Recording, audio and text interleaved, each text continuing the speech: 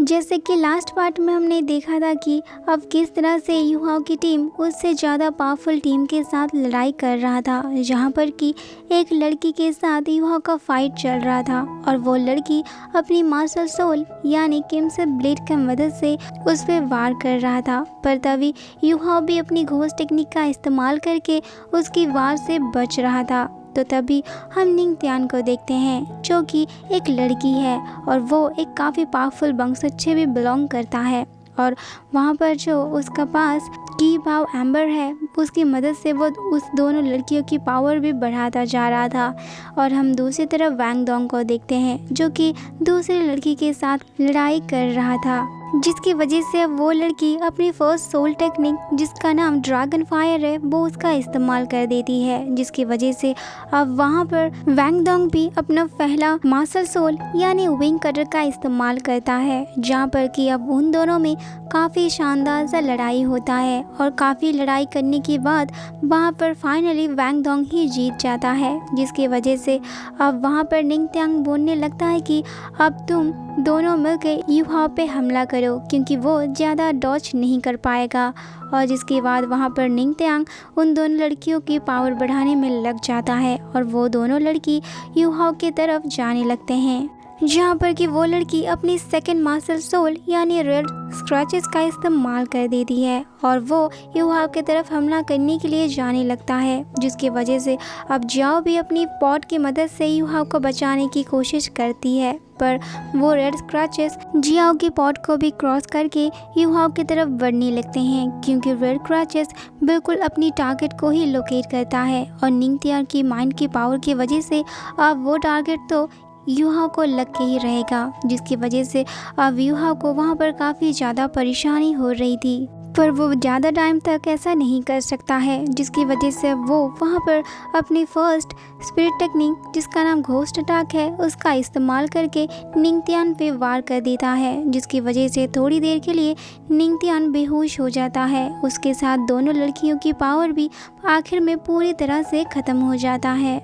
जिसकी वजह से वैंग डोंग भी उस लड़की पे हमला करने के लिए बिल्कुल तैयार हो जाता है और वो अपनी सेकंड स्पिरिट टेक्निक जिसका नाम बटरफ्लाई गॉड लाइट है उसका इस्तेमाल कर देता है, जिसकी वजह से अब वहाँ पर आसमान से काफ़ी सारा लाइट्स आके उस लड़की पे गिरने लगता है और उसे काफ़ी चोट लगती है, जिसकी वजह से अब वो वहाँ पर बेहोशी हो जाती है। और अभी दूसरी तरफ निंगथियान पूरा फोर्स वो दूसरी लड़की को देती है क्योंकि वो लड़की तो अब बेहोश पड़ी है। अब निंगथियांग सारी पावर को एक साथ कलेक्ट करके सारी पावर को एक बार में ही बूस्ट कर देता है, जिसकी वजह से युहाओ अब कुछ समझ नहीं पाता है और वो अपने सीक्रेट वेपन्स के बारे में सोचने लगता है, जिसके साथ वो बोलता है कि जाओ तुम हमारे चारों तरफ एक कवरिंग क्रिएट कर दो, जिसके वजह से अब जाओ वहाँ पर अपनी पॉट की मदद से वहाँ पर काफ़ी बड़ा सा सर्कल बना लेता है, जिसकी वजह से युहाओ और वैंग डोंग को कोई भी नहीं देख पाता है। और कवर के अंदर वो दोनों यूनिफिकेशन टेक्निक को इस्तेमाल कर रहे थे, जहाँ पर कि वो लड़की उस कवर के अंदर घुसने की कोशिश कर रही थी पर जियाओ ऐसा करने से उसे रोक रही थी, जिसकी वजह से अब वो लड़की अपनी ड्रैगन फायर का इस्तेमाल कर देती है और वो कोशिश करती है कि वो उसके अंदर जा सके। पर तभी अंदर से वहाँ पर युहाओ का घोस्ट अटैक टेक्निक आके सीधा निंगथियांग को लगता है, जिसकी वजह से निंगथियांग वहीं पर ही बेहोश हो जाती है और वो लड़की भी वहाँ से काफ़ी दूर जाके गिरती है, जिसके बाद वहाँ पर वो लड़की निंगथियांग को उठाने की कोशिश करती है पर वो नहीं उठता और इसी के साथ वहाँ पर वो तीनों इस मैच को भी जीत चुके थे, जिसकी वजह से वहाँ पर ये तीनों काफ़ी ज़्यादा खुश होते हैं। पर तभी वहाँ पर निंगथियांग की टीचर बोलती है कि आखिर ये तुम्हारे किस तरह के स्टूडेंट है, अगर वो तीनों यूनिफिकेशन टेक्निक कर रहे थे तो कुछ ज़्यादा बड़ा करना चाहिए था, पर वो लोग तो काफ़ी सिंपल सा कुछ किए हैं, जिसकी वजह से अब वहाँ पर टीचर बोलती हैं कि ये रियल मॉन्स्टर हैं। और तभी दूसरी तरफ युहाओ की टीम को वो पूरा ऑडियंस चीयर कर रहे थे, जहाँ पर कि अब जिया पूछने लगी कि जब तुम वो टेक्निक कर रहे थे तो तुम मुझे कवर करने के लिए क्यों बोले थे और निंगथियांग अचानक से बेहोश क्यों हो गया था। पर तभी वहाँ पर वैंग डोंग और युहाओ कुछ भी नहीं बोलते हैं। और तभी पीछे से टीचर आ जाती है और उन दोनों को अपनी ऑफिस में आने के लिए बोलते हैं। और तभी दूसरी तरफ हम देखते हैं कि निंगत्यान की टीम उनकी हार से काफ़ी ज़्यादा गुस्से में होते हैं, क्योंकि वो इतने कमज़ोर टीम के साथ कैसे हार सकते हैं। और वहाँ पर निंगत्यान बोलने लगी कि तुम सारे लोग शांति से काम लो, क्योंकि हम अगर ज़्यादा रिएक्ट करेंगे तो ये अच्छा नहीं होगा। पर वो लड़की मन ही मन युहा पे काफ़ी ज़्यादा गुस्सा हो जाती है। और तभी दूसरी तरफ श्रेक एकेडमी में वैंग डोंग काफ़ी ज़्यादा परेशान हो रहा था, क्योंकि उनकी यूनिफिकेशन टेक्निक को और भी ज़्यादा पावरफुल करना पड़ेगा। तभी वहाँ पर युहा बोलने लगा कि हमें यूनिफिकेशन टेक्निक पे हमारे टीचर हमारी मदद कर सकते हैं, तो चलो पहले हम अपनी पावर को रिस्टोर कर लेते हैं। जिसके बाद वो दोनों वहाँ पर पावर रिस्टोर करने के लिए बैठ जाते हैं। और तभी वहाँ पर टीचर जो भी आ जाती हैं और बोलती हैं कि मैं ये जान चुकी हूँ कि तुम दोनों यूनिफिकेशन टेक्निक को प्रैक्टिस कर रहे थे और मैंने तुम्हें इसके इस्तेमाल करते हुए आज देखा है। और तुम दोनों के गार्डियन स्पिरिट भी काफ़ी अच्छे तरह से यूनाइट हो रहे हैं। जैसे जैसे तुम्हारी स्पिरिचुअल पावर बढ़ती जाएगी उस तरह से तुम्हारा पावर भी ज़्यादातर बढ़ते जाएगा। जहाँ पर कि अब वैंग डोंग पूछने लगता है कि परफेक्टली यूनाइट होने का मतलब क्या है, जिस पे अब टीचर जो बताती है कि जब तुम दोनों की स्पिरिट अच्छे से यूनाइट हो जाएगा तो तुम्हारा यूनिफिकेशन टेक्निक का पावर भी और भी ज़्यादा बढ़ता जाएगा, जो कि काफ़ी ज़्यादा पावरफुल हो जाएगा। जिस पर अब युहा बताता है कि हम दोनों ने आज अब दोनों की स्पिरिट को यूनाइट करने की कोशिश किए थे, पर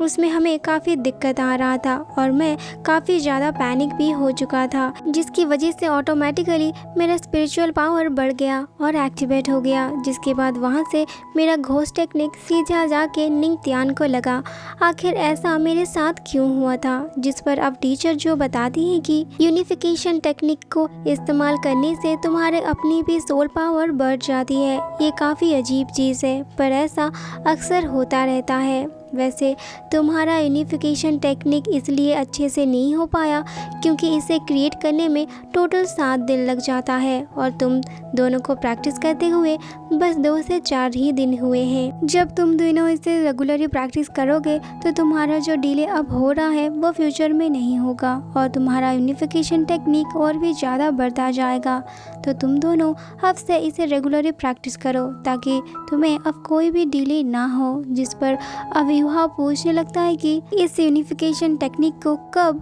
हम दोनों अपनी मन मर्जी से इस्तेमाल कर सकते हैं। जिस पर अब टीचर जुओ बोलती है कि ये तो लेवल 70 के बाद ही हो सकता है, पर अगर किसी का सोल काफ़ी अच्छे से यूनाइट हुआ होगा तो ये उससे भी ज़्यादा आसानी से हो सकता है। जिसके बाद अब युहा और वैंग डोंग अपने रूम के तरफ जाने लगते हैं, जहाँ पर अब इस टेक्निक को वो दोनों हाउ डोंग स्ट्रेंथ रखते हैं। जिसके बाद रात में रेस्ट लेने के बाद वो दूसरे दिन सुबह